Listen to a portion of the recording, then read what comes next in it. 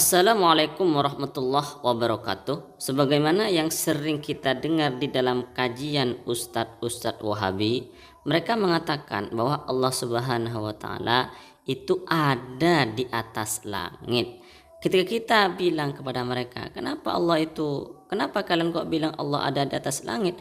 Maka mereka akan menjawab bahwa bukan kami yang mengatakan Allah ada di atas langit, tetapi Allah lah yang bilang bahwa Allah ada di atas langit.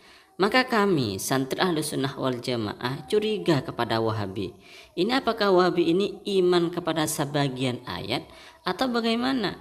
Karena di dalam ayat dan hadis Rasulullah Shallallahu Alaihi Wasallam itu ada penjelasan Allah bukan di atas langit.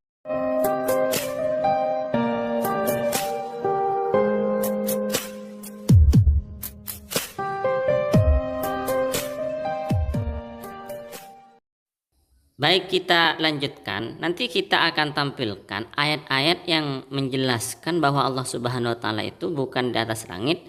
Kita artikan sesuai dengan konsep atau manhaj Wahabi mengartikan ayat-ayat Al-Qur'an, baik itu yang berupa ayat sifat atau hadis sifat.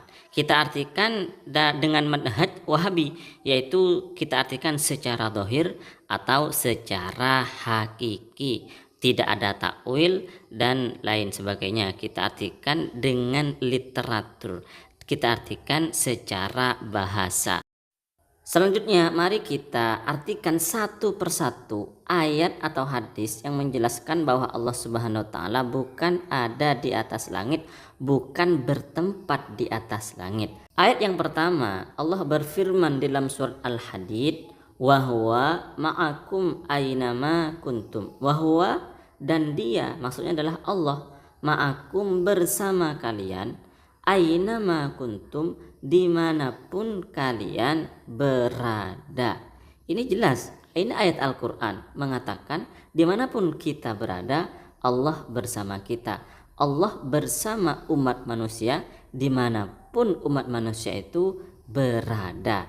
Berarti ayat ini kalau diartikan secara hakiki, secara zahir, sebagaimana Wahabi mengartikan ayat Al-Quran, berarti Allah itu bersama atau berada bersama orang-orang, bersama setiap umat manusia, bukan ada di atas langit. Ayat berikutnya yang mengatakan bahwa Allah Subhanahu wa taala bukan di atas langit ada di dalam surat Al-An'am. Allah Subhanahu wa taala berfirman, wa huwallahu fis samawati wa fil ardi. Dan dia Allah, wa huwa, dan dia Allahu Allah, fi, di dalam, as-samawati, langit-langit, wa, dan fi, di dalam, al-ardi, bumi. Jadi ayat ini menjelaskan dengan sangat terang benderang bahwa Allah Ta'ala itu bukan ada di atas langit, tetapi berada di dalam langit dan berada di dalam bumi. Nah, ini ayat ini juga menjelaskan bahwa Allah Subhanahu wa taala bukan di atas langit, tetapi ada di dalam bumi dan juga ada di dalam langit. Ini kalau diartikan secara hakiki, secara zahir, ya seperti ini pengertiannya. Kalau kita tidak membuka tafsir, tidak melihat pemahaman para ulama. Jadi kita cara mengartikannya, kalau diartikan secara seperti Wahabi, ya seperti ini. Akhirnya ya amburadul pemahamannya. Allah ada di atas langit, Allah ada di dalam langit, Allah ada di dalam bumi. Nah, seperti itu kalau kita artikan seperti pemahaman Wahabi. Karena pemahaman Wahabi itu sebenarnya bukan manhaj salaf. Ayat berikutnya yang menjelaskan bahwa Allah Subhanahu wa taala bukan bertempat di atas langit ada di dalam surat Al-Baqarah. Allah Subhanahu wa taala berfirman, wa idza sa'alaka 'ibadi 'anni fa inni qarib. Dan jika bertanya kepadamu hamba-hambaku anni, tentangku, fa inni, maka sesungguhnya aku, qaribun, itu dekat. Kalau Allah Subhanahu wa taala itu dekat dengan kita, dekat dengan hamba-hambanya, dekat dengan makhluk, berarti mustahil berada di atas langit. Karena di atas langit itu jauh sekali dengan bumi. Ayat selanjutnya yang menjelaskan bahwa Allah Subhanahu wa taala bukan di atas langit adalah ada dalam surat Al-Baqarah. Allah Subhanahu wa taala berfirman, "Fa aynama tuwallu fathamma wajhullah." Maka di mana saja tuwallu kalian menghadap, fathamma maka disitulah wajhullah, wajah Allah Subhanahu wa taala. Ini ayat ini juga menjelaskan kemanapun kita menghadap. Kita menghadap ke barat, kita menghadap ke timur, kita menghadap ke kiri, ke kanan, ke bawah. Di situ ada Allah, ada wajah Allah. Ayat ini menjelaskan bahwa Allah bukan bertempat di atas langit, tetapi bertempat dimanapun kita menghadap. Ini ayat kalau diartikan secara hakiki, secara zahir, secara literatur, secara bahasa tanpa ditakwil. Sebagaimana cara Wahabi memahami ayat-ayat sifat di dalam Al-Quran atau di dalam hadis.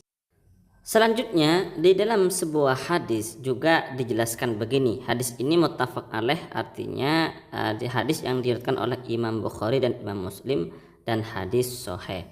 Rasulullah Shallallahu Alaihi Wasallam bersabda, "Idza qama ahadukum, jika kalian berdiri ila sholati untuk sholat, fala yabsuk maka jangan meludah amamahu ke depan orang yang sholat.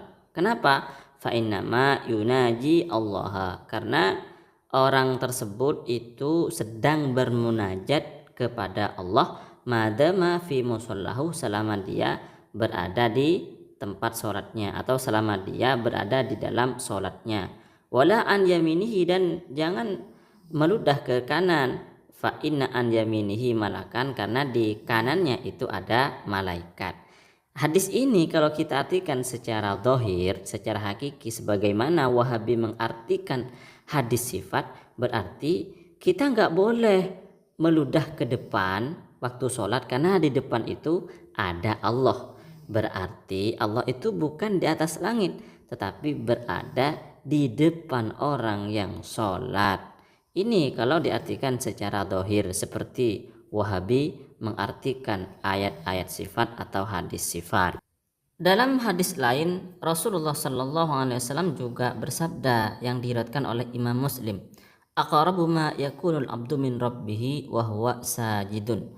Paling dekatnya seorang hamba kepada Tuhannya, wa huwa sajidun. Seorang hamba tersebut waktu sujud. Seorang hamba tersebut adalah orang yang sujud.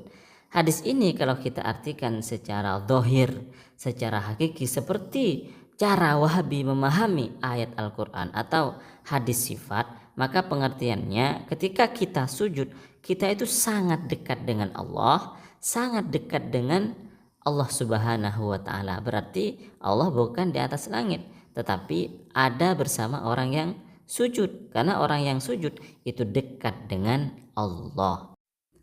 Ayat berikutnya, nah ini ayat ini yang sering diungkapkan oleh Wahabi dan menjadi dalil bahwa Allah ada di atas langit, yaitu Ar-Rahman, yang maha pengasih, Allah yang maha pengasih, ala di atas al-arsy, ars, istawa dia menuju. Kalau di sini diartikan dia menuju, oleh Wahabi diartikan bersemayam. Berarti kata Wahabi, Allah bersemayam di atas arsy atau Allah bertempat di atas arsy. Jadi menurut Wahabi ayat ini adalah sebagai dalil bahwa Allah ada di atas langit.